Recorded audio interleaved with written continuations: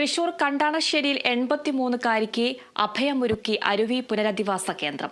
വിവിധ രോഗങ്ങളാൽ ദുരിതം അനുഭവിക്കുന്ന കല്ലിങ്ങൽ സ്വദേശി ഭാർഗവിക്കാണ് ഫാദർ വർഗീസ് പാലത്തിങ്കലിന്റെ നേതൃത്വത്തിലുള്ള പുനരധിവാസ കേന്ദ്രം തുണയായത്.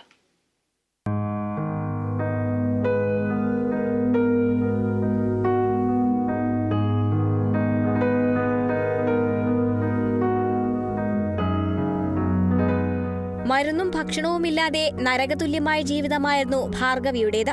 കണ്ടാണശ്ശേരിയിലെ AKG നഗറിൽ തകർന്നു വീഴാറായ വീട്ടിൽ സഹോദരിയുടെ മകൻ ബാബുവിനൊപ്പമാണ് ഭാർഗവി കഴിഞ്ഞിരുന്നത്.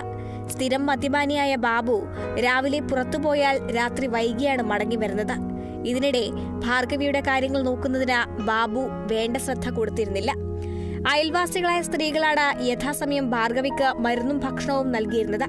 ഇവരുടെ അവസ്ഥ കണ്ട് കണ്ടാണശ്ശേരി പഞ്ചായത്ത് ആരോഗ്യ വിദ്യാഭ്യാസ സ്ഥിരം സമിതി ചെയർപേഴ്സൺ ദിവ്യ റിനീഷ് സാമൂഹ്യ നീതി വകുപ്പ് അധികൃതരെ വിവരമറിയിച്ചു.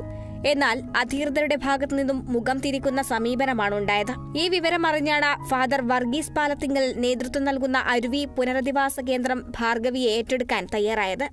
കല്ലിങ്ങൽ വീട്ടിൽ ഭാർഗവി എന്ന് പറഞ്ഞിട്ടുള്ള അമ്മാമേനെ ആരും നോക്കാനില്ലാത്തതിന്റെ ഭാഗമായിട്ട് നമ്മളിവിടെ അരുവി പുനരധിവാസ കേന്ദ്രത്തിൽ ഇന്ന് കൊണ്ടുവന്നാക്കിയിട്ടുണ്ട്. അപ്പോൾ ഇനിയുള്ളത് സംരക്ഷണം അവർ ഏറ്റെടുത്തിട്ട് നടത്താമെന്നും അറിയിച്ചിട്ടുണ്ട്. പോലീസിൽ നിന്നും പഞ്ചായത്തിൽ നിന്നുമുള്ള രേഖകൾ ദിവ്യ റിനീഷിന്റെയും junior health inspector Binju C. ജേക്കബിന്റെയും നേതൃത്വത്തിൽ പുനരധിവാസ കേന്ദ്രം സംഘടിപ്പിച്ചു.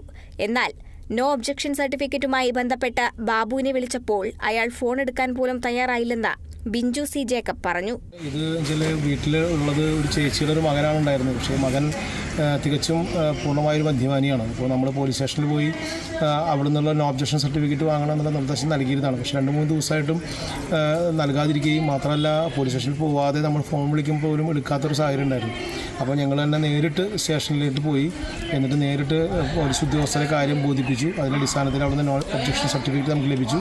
അങ്ങനെ എല്ലാ രേഖകളും സഹിതം പൂർണ്ണമായ രേഖകളും ഒക്കെ ചേർത്താണ് നമ്മളിവിടെ അമ്മേനെ ഇവിടെ ഏൽപ്പിച്ചിട്ടുള്ളത്. എന്തായാലും ഇനിയുള്ള എല്ലാ സംരക്ഷണവും ഇവരുടെ സംരക്ഷണമായിരിക്കും എന്നുള്ളതാണ്.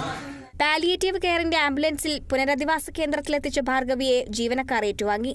മറ്റന്തേവാസികൾക്കൊപ്പം നല്ല ഭക്ഷണവും മരുന്നും കഴിച്ച് അരുവിയിലെ ജീവനക്കാരുടെ സ്നേഹപരിചരണങ്ങൾ ഏറ്റുവാങ്ങി ഭാർഗവി അമ്മ ശിഷ്ടജീവിതം ജീവിച്ചു തീർക്കും. Kerala vision news, Thrissur.